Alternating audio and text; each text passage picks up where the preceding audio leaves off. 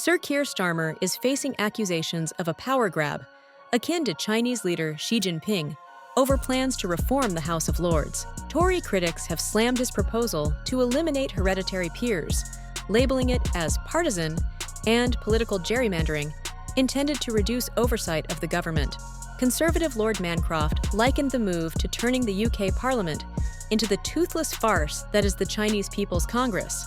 He argued, "It's absurd to compare a 42-year-old communist chamber with a single-party system and a population of 1.4 billion to an 800-year-old second chamber in a multi-party democracy of 68 million. However, what the government is proposing would give Sir Keir Starmer powers similar to those held by Xi Jinping." He added, "Not even the President of France or the US President, with Senate control, will have the power that Sir Keir is granting himself through this bill. This legislation would transform this parliament into a toothless assembly, akin to China's People's Congress." The critique emerged during a heated debate in the House of Lords, as the House of Lords, hereditary peers, bill moved through Parliament. The bill aims to abolish 92 seats reserved for hereditary peers, fulfilling a Labour manifesto pledge, but omits a promised mandatory retirement age of 80 for members. Concerns over the size of the House of Lords, which currently has around 800 members compared to 650 MPs, have fueled calls for reform.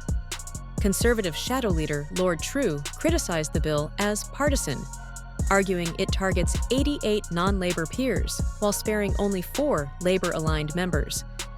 He warned that the bill's execution would be unpleasant, foreseeing peers forced to vote on expelling colleagues. He said, "The bill will cause significant conflict, with potential for unpredictable fallout. This could all be avoided if a better approach is taken." Former Tory cabinet minister Lord Forsyth of Drumlin cautioned, "If Labour continues this constitutional overreach, they will face severe backlash." He condemned the proposal as a political maneuver to weaken scrutiny in the House of Lords. House of Cards author and Conservative peer Lord Dobbs called for broader reform instead of a hastily introduced bill. He suggested allowing hereditary peers to remain until the current Parliament ends, rather than expelling them mid-session. Meanwhile, Labour peer Lord Grocott, a longtime advocate for ending hereditary peer by-elections, argued that reform should be incremental rather than comprehensive.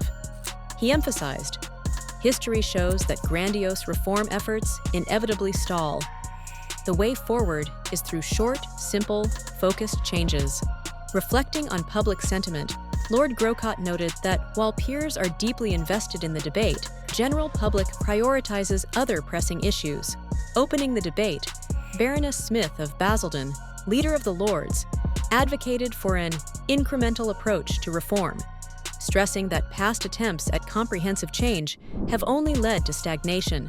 She stated, "We need to avoid the all-or-nothing mindset that has paralyzed reform.